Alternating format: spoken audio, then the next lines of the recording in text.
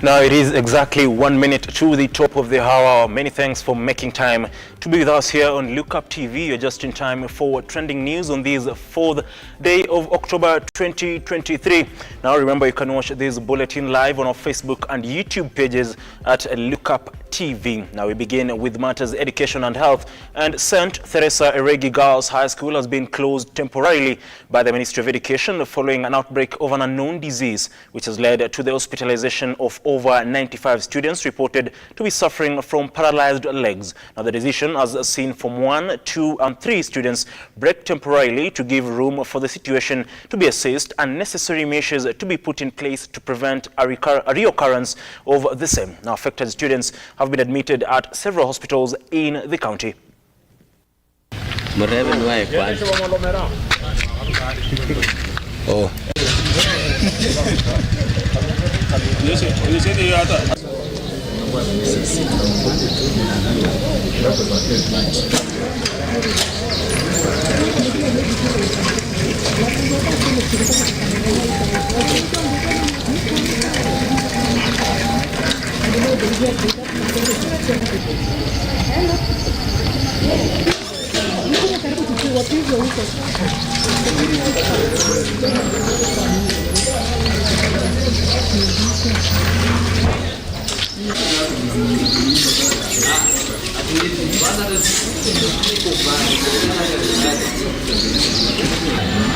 Noel kwa repeated hiyo.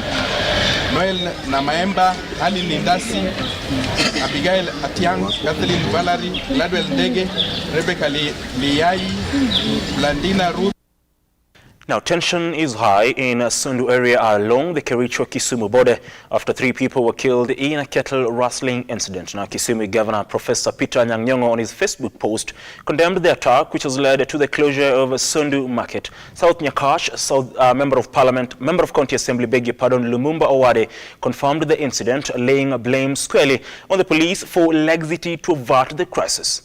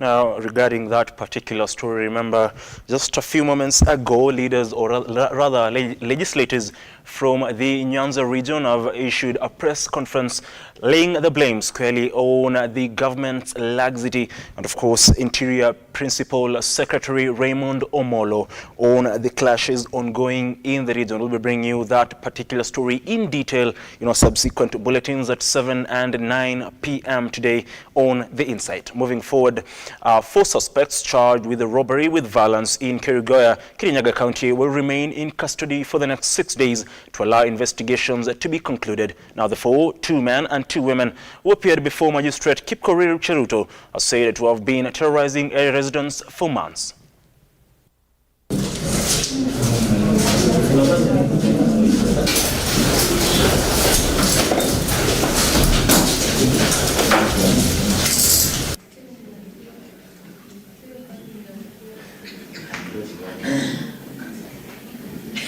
wa kesi yenu amesema anaomba apewe muda wa siku 6 aweze kumaliza uchunguzi, na ameeleza ya kwamba kuna vitu ambazo bado anahitaji kufanya, na ameeleza ni nini. So kando na kile imeelezwa kwa ile application imeletwa mbele ya koti, kuna kitu mnataka kusema? So mtakaa tu ndani hadi hizo siku 6 ziishe. Ikiisha mtafunguliwa mashtaka, na kama mtamfunguliwa mashtaka mtaachiliwa.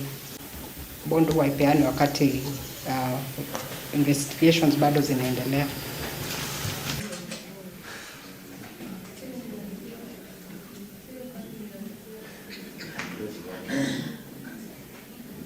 Now, the State Department of Correctional Services is working to decongest prisons in the country through equipping inmates with the technical knowledge that they can use to employ themselves once out of prison. The move aims at reducing repeat offenders and managing prisons better.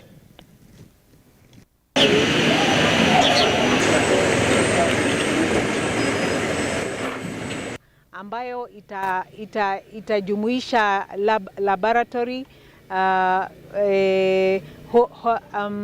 home care salon, na itakuwa pia na sewing industry na pia knitting industry, pamoja na counseling for our wale wafungwa wako hapa. Na tumefurahi sana kujumuika na kila mtu. Pia tumejumuika na other stakeholders kama Goldwater Limited ambao wamepatia hawa wafungwa vitu mingi sana, na tumefurahi sana. Tumeona kazi ile nzuri ambayo officers in charge wanafanya hapa, na tumeona zile challenges au wafungwa wako nazo, na tumekubaliana ni nini tutatatua, especially decongest hizi prisons na pia improve the wards. Pia tutafanya hivyo, na tumefurahi sana na ile kazi pia stakeholders wanafanya. Na pia tumeona kuna stakeholders wengine wanajumuika nasi, wataanza kujumuika nasi kama Rotaract Club, na tunawahimiza wale wengine pia mwajumuike na sisi, especially kurehabilitate au wafungwa, kuwasaidia reformation, kuwasaidia na counseling services. The construction of a resource center at this facility. I am informed the resource center has been conceptualized to have a salon, a barber shop, a computer lab, a library, a carpentry section, and a counseling center, which will be fully equipped by the foundation prior to being handed over to Kenya Prison Service. This initiative represents a significant stride towards the realization of our core mandate of rehabilitation and social reintegration of prisoners back to society.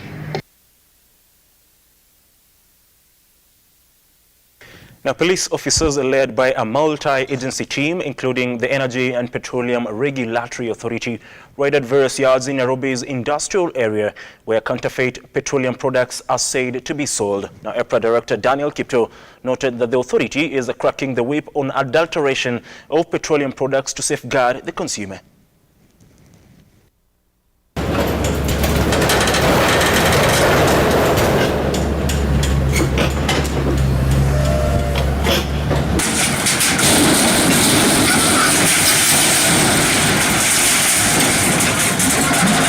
Here today as part of our mandate given to us by the legislative arm of government in ensuring that we're able to protect the consumers. And one aspect in technical regulation is one, ensuring that facilities, one, are licensed, two, is facilities are built to up to technical standards, and then also to ensure that those that are not built, one, are built without a license or not built up to technical standards, we're able to conduct enforcement activities and to ensure that we protect Kenyans and protect consumers. So one of the areas that we are looking at when we speak to some of the challenges we're having in the energy and petroleum sectors, one is the aspect of vandalism on the part of electricity.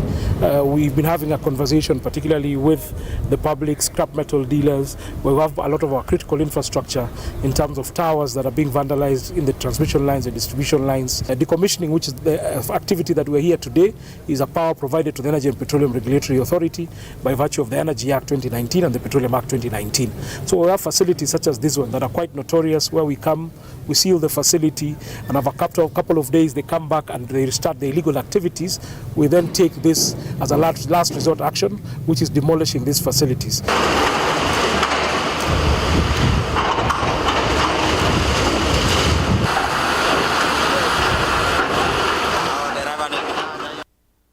Now, Mlolongo boda operators have held a protest pitching camp at the Deputy Commissioner's office demanding justice against rogue police officers.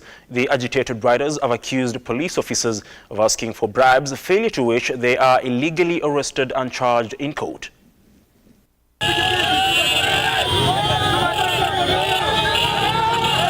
Wanatushika bila shida yote ile. Sisi tumeenda kutafuta, unaambiwa leta kifungu na wanachukua bike wanapeleka station. Kwa nini na hatujakosa? Ukiwauliza makosa ni nini, wanakuambia tunaambiwa no CS pikipiki zote ziende station. Na hakuna makosa, ukienda unaitishwa shilingi 1500. 1500 utapata wapi saa hizi na ini hali hata pesa zenyewe hakuna. Unabeba mtu shilingi 50, hakuna pesa, hakuna hata pesa zote tunapata. Alafu saa hizi wanatutupia tia gas wakati tunataka tu justice zetu. Sasa makosa yetu iko wapi? Hatujakuja vita, tumekuja tu waturejeshe watu wetu wenye wameshika. Maana wameshika watu wetu. Waturejeshe watu wetu na watupatie bike zetu ambazo wameshika. Sisi tuende kazi zetu. Failure to that, Mombasa Road tunafunga leo. Sisi tunashindwa, watu wa bodaboda wamekuwa wakora lini. Kwa hivyo tunataka serikali iende itofautishe watu wa bodaboda na wale wakora wanatembea na mapikipiki wakisumbua watu. Lakini mahali penye mefanya tumefika hapa, watu wa serikali inatuumiza. Inatuumiza sana. Kitu ya kwanza ilikuwa jana Mlolongo wakaanza kushika watu bure. Hatujui hasa kitu yenye tunaomba. Tumekuja adhiriva watuambie sababu yenye nafanya unatushika. Hatujui. Tunaumia.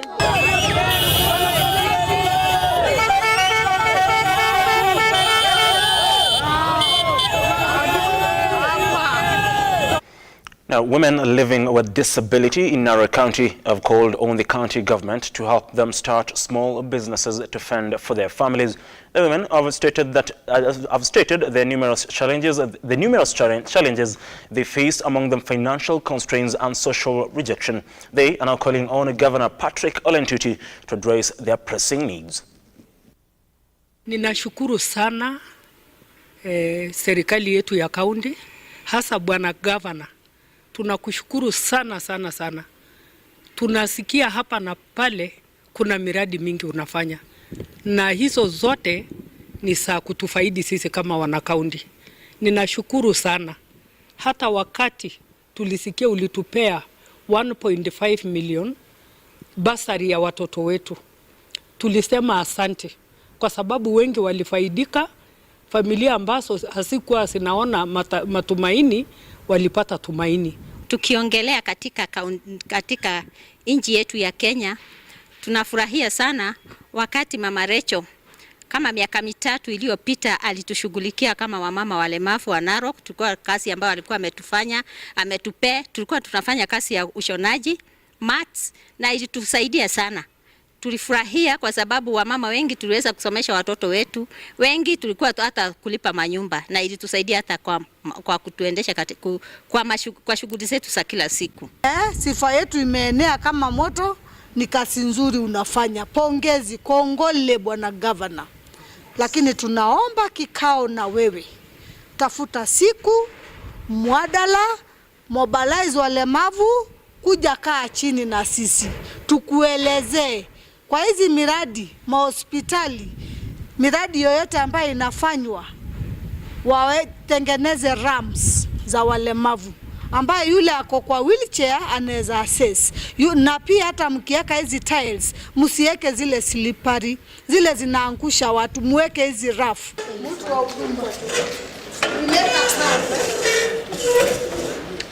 Now that particular story wraps up our trending news of this particular hour, but remember to stay with us until 7 and 9 p.m. as we, of course, prepare stories making headlines for you today. Top among them are the Sondu clashes between the counties of Kisumu and Kericho, as well as, of course, the appearing over Health Cabinet Secretary Susan Akominsha and Defense Cabinet Secretary Aden Duale in Parliament today, as well as an update on what is happening at St. Teresa Eregi Girls High School in regards to the health of the students and, of course, the school being closed indefinitely. But until then, remember, you can visit our website www.lookuptv.co.ke just to get an overview of the stories making headlines not only here in the country but as well across the borders. Until then, do have yourself a lovely evening, and like always, God bless.